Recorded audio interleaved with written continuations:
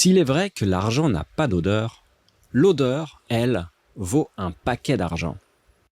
L'industrie luxueuse du parfum en France vaut des milliards d'euros, répartis entre Paris et Grasse, la capitale mondiale du parfum.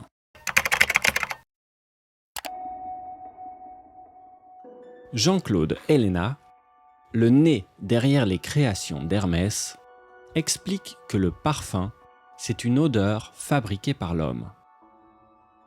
C'est un savant mélange de notes florales, fruitées, végétales, animales ou même synthétiques pour créer un accord olfactif parfait. Et tout ça, c'est pour envoyer un message: pouvoir, séduction, spiritualité. Depuis la nuit des temps, le parfum est un moyen de communication.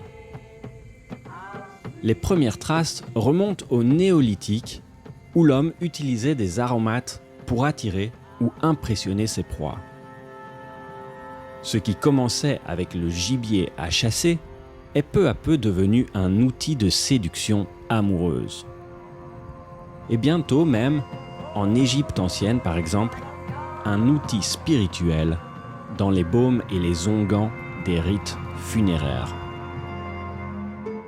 En Europe, c'est le XVIe siècle qui voit le parfum se développer considérablement sous l'impulsion de Catherine de Médicis.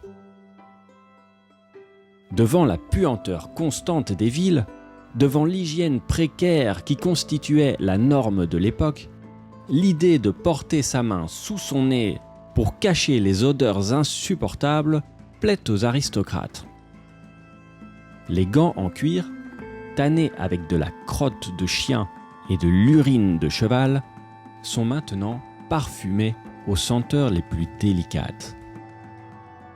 C'est ainsi qu'un nouveau marché se développe dans des villes comme Grasse en Provence, grande productrice de gants en cuir, où la lavande, la rose, la fleur d'oranger, le mimosa et le jasmin poussent en abondance. Quand l'industrie du gant en cuir décline au XVIIIe siècle, celle de la parfumerie prend le relais. C'est à Grasse que naissent des maisons emblématiques comme Fragonard ou Molinard.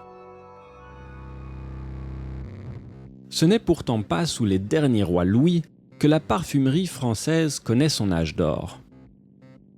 Peut-être que le fait d'uriner dans un pot de chambre ou de valser ses ordures par la fenêtre n'était pas un environnement propice pour la parfumerie fine. L'âge d'or de la parfumerie française, c'est entre 1920 et 1960, avec des parfumeurs stars comme François Coty et Ernest Beau, le créateur du légendaire Chanel numéro 5. Avec ses notes florales, fraîches et boisées vanillées, le numéro 5 de Coco Chanel est un des parfums les plus vendus de l'histoire. Pour information, aujourd'hui on parle de parfum quand la concentration d'essence est de 20 à 40%. Une concentration de 12 à 20% est une eau de parfum, alors qu'une eau de toilette contient 7 à 12% de concentré. Encore moins concentré, il y a l'eau de Cologne, entre 4 et 6%, et enfin, l'eau fraîche avec 1 à 3%. Question. Quelles sont vos senteurs préférées ou détestées? Comment choisir un parfum? Quelle importance accordez-vous aux odeurs?